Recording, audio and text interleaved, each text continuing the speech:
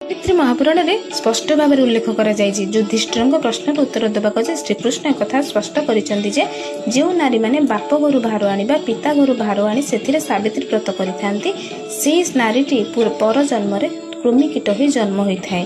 तार स्वामी अल्पायु होता है, तार परिवार अमंगल होता है, स्वामी आयुष हानि होता है एवं से नारीटी घोर अपराधर शिकार होता है बा घोर अपराधी बोली धरा जाए। तेबे जदि यह अपराध जहाँपाई आम ओषा करुँच व्रत करुँच अमंगल होकर आयु हानि होची तेबे आम सेमिति केमिति करबा। एई वर्षटा दृढ़ संकल्प नियंतु पिता घर आसथिबा भार रे आमे व्रत करबा नाही।